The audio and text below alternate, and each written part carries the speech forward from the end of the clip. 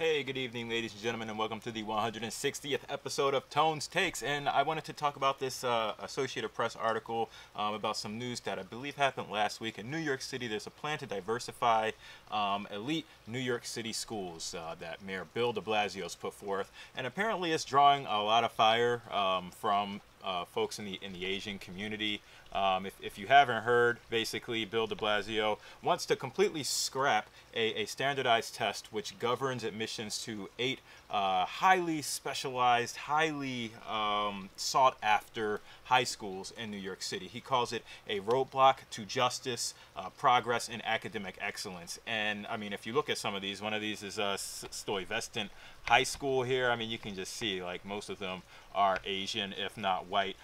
Basically saying fewer than 10% of students who actually score well on this standardized test, who score well enough, are black and Latino, and that's despite the fact that 2/3 of the city's 1 million students are black and Latino. And again, he said it's not fair. It's not inclusive. The test just is not fair. And I mean, it's supposed to be a standardized test, which means standards. And here you have a picture from, some students at Bronx High School. And again, not a lot of diversity there. But when you think about it, it is diverse, right? I mean, Asians really do.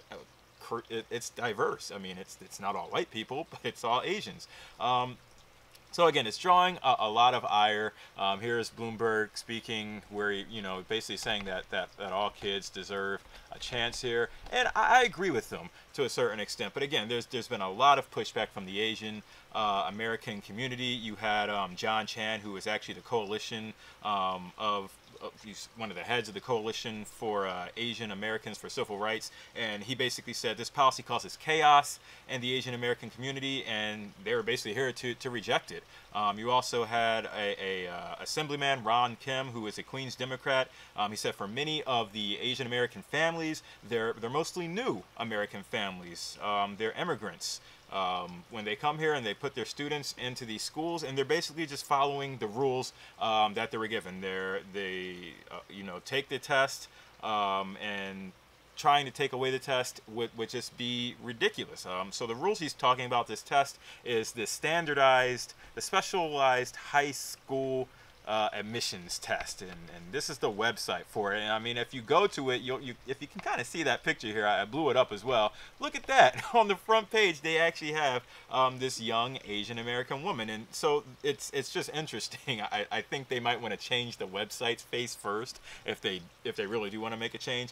But so some of the schools that are sought after is the Bronx High School of Science, Brooklyn Latin High School, Brooklyn Latin School, Brooklyn Technical High School, High School for Math, Science, and Engineering at City College High School. I mean, there's like 8 of them, and Stuyvesant, I believe, is like the most sought after school. And it's just interesting. In 2018 alone, about 28,000 students, middle school students, took this test to get in, and only 5,000 seats were offered. So you can tell limited resources, but lots of people want to apply. So high demand. Asian students comprised the largest number of test takers, which was about 8,800, nearly 9,000, and had the highest acceptance rate at 29.7%.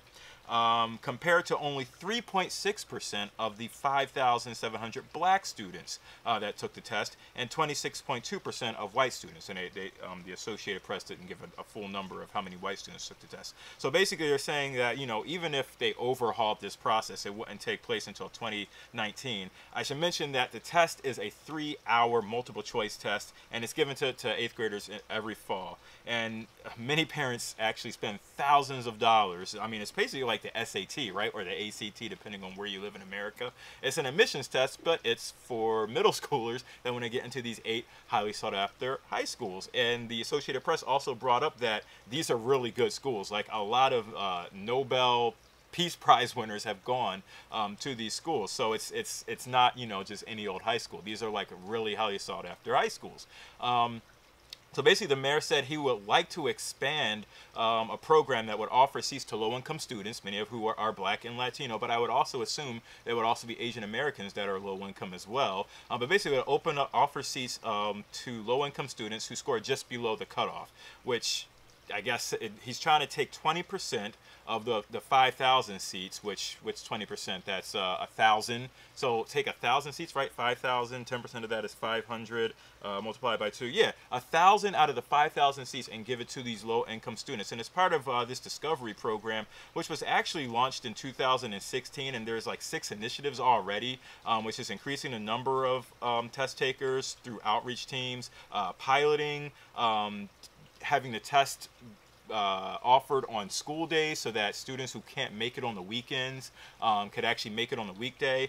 Offering test prep for free, which is good, providing more students with free tutoring, enrolling more low-income students in this Discovery program, and just encouraging students that are in some of these 8 schools to create a more open and accepting climate for low-income students of any kind. So that's what de Blasio is trying to work on, as well as really trying to just eliminate this. And part of this is that he's really trying to mimic the Texas program.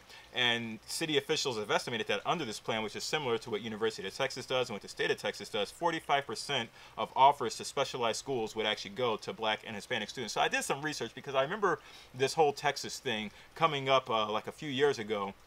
And it did. It actually went all the way to the Supreme Court. If you don't remember, Abigail Fisher basically challenged the use of race in college admissions. And in particular, Texas has this top 10% rule, which requires all Texas public universities to admit Texas high schoolers who graduate near the top of their class.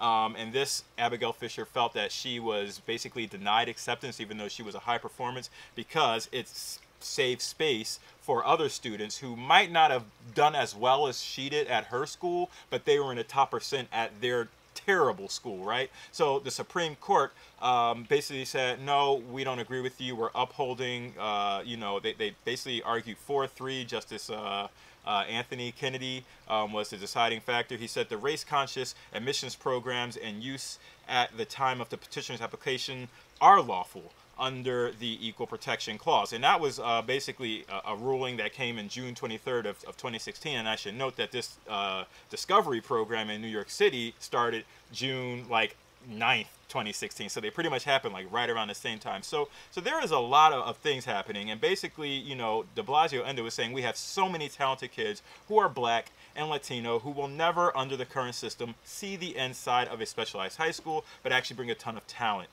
that if it was measured properly, they would actually get in. And so it's interesting what de Blasio is trying to do. I kind of applaud him, but it is sad because I don't want to see this race war, and that's what many people are saying. They're saying that he's pitting, you know, Blacks and Latinos against Asians, but I just don't agree with the test at all. And there's actually one person who helped administer the test and helped, you know, basically provide the test said we're missing a lot of talent by using such a limited instrument. He called it a relic in many ways. So it is very interesting. I, for one, really don't like standardized tests because you basically, when you take the test, you study, you practice, you're basically practicing for 3 hours of something that you're only going to do for 3 hours. And people that are really good test takers, they ace tests. But people who are more creative and, again, have those different things to offer to the world might never see the opportunities that are available because they might not be good test takers, or they might not have all of the resources that are available to, say, a family that's in a richer situation, or they have, you know, all these resources available to them. So that's one reason why I hate standardized tests, and I do think they should be gotten away with. And as my best friend Harvey Dent would say, it's not about what's right, it's about what's fair. And getting rid of standardized tests, in my opinion, that's what's fair. And I don't know what the right thing is. Maybe the right thing is to just snap half of all of the students away and just keep snapping until there are only 5,000 middle school students so that they can all get into these high schools, these specialized high schools. But let me know what you guys think, because this is a really touchy issue, especially when it starts to pit minorities against minorities. I mean, when it starts to pit anybody against anybody, it really sucks, but especially children, because I feel like all children of all ages, from the time they're born, have something awesome to offer. And the fact that we spend so much money on defense and so many other things, and it's just ridiculous, because we have enough money to give every single student in America a great education from day one. with all the money that we have. And I just wish that we would do more and we would stop constraining our resources and really open things up. But that's all I've got to talk about today. Let me know what you guys think. Thank you for tuning in, and I will see you all tomorrow. Peace out.